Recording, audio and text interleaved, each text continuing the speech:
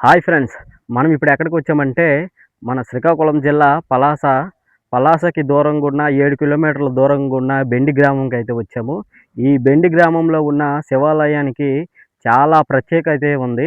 ఈ ప్రత్యేకత ఏంటనేది లోపల అర్చకులకెళ్ళి అడుగుదాం. శ్రీ శ్రీ శ్రీ ఉమాసహిత నందికేశ్వర స్వామి వారిగా వెలిసి ఉన్నారు.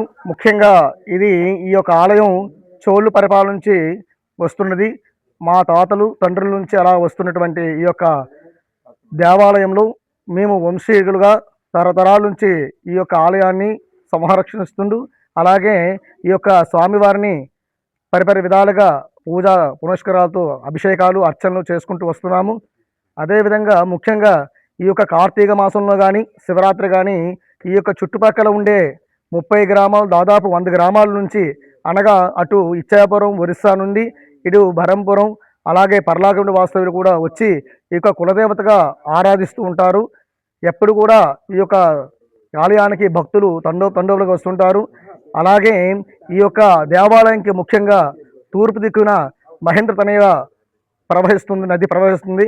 ఆ నదిలో విశేషంగా ఈ యొక్క ఎవరైనా దేవాలయం అంటే ఇళ్ళకి పునాదరాయిలకి సంబంధించి గృహప్రవేశాలకి ఒక రాయి కావాలనుకున్న వారు ముఖ్యంగా ఈ యొక్క ఆలయానికి వచ్చి ఇక స్వామివారిని దర్శించి ఇక్కడ ఉండేటువంటి మహేంద్ర తనయలో ఒక రాయిని, జీవరాయిని తీసుకుని వెళ్ళి ఆ యొక్క యొక్క ప్రతిష్టాపనకి ఉపయోగిస్తుంటారు.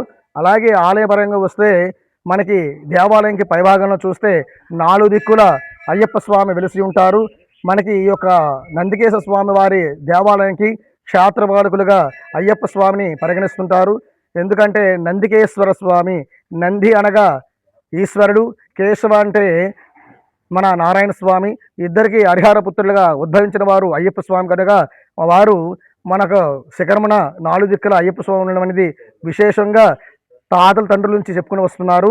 ఈ యొక్క విశేషమైనది అందరికీ ఆ స్వామివారికి మహేశ్వరం గురించి అందరూ తెలుసుకొని ఆ స్వామివారిని దర్శించి తీర్థ ప్రసాదాలు స్వీకరించి స్వామివారికి కృపకు అందరూ పాత్రలు కాగలరు మరి కోరుచున్నాం. ఓం నమః. శ్రీ శ్రీ ఉమా నందికేశ్వర స్వామి దేవాలయం, బెండి గ్రామం.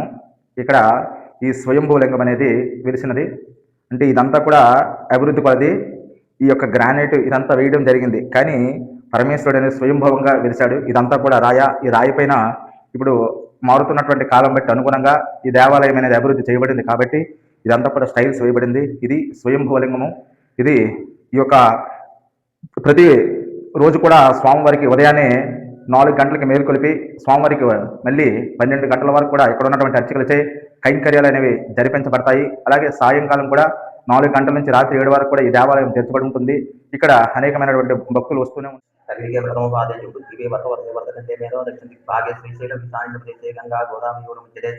సమస్త దేవత ఉమా మహేశ్వర స్వామి నందికేశ్వర స్వామి శరణ సన్నిధి వాస్కం వర్తమాననే వ్యవహారిక చాంద్రమాన ఇస్తనామ సంవత్సరం దక్షాయనం ఉత్తరాయణం పాల్గొనమాసం శుక్లపక్షం స్థిరవాసర శుభనక్షత్ర శుభయోగి శుభకరణయామాం గుణాభిష్టాయాం శుభం భవతు శ్రీమాన్ దేవతా శ్రీ నందికేశ్వర స్వామి మహాజల అభిషేక దేవతాభ్యం శుభం భవతు శ్రీమాన్ గోత్రోద్భవాయ సదాసదే నందికేశ్వర స్వామి అనుగ్రహం శుభం భవతు శ్రీమాన్ దేవతాభ్యం విశ్వేశ్వరాయ త్ర్యంబకాయ త్రిపురాంతకాయ కాళాగ్నిరుద్ధాయ నీలకంఠాయ మృత్యుంజయాయ సర్వేశ్వరాయ సదాశివాయ శ్రీ నందికేశ్వర స్వామి నమో నమః. ఓం భవతు శ్రీమాన్ దేవాయ మహాదేవతానుగ్రహోదయార్థం నమో దేవతాంశోయ నమః. ఓం శాంతి శాంతి శాంతి.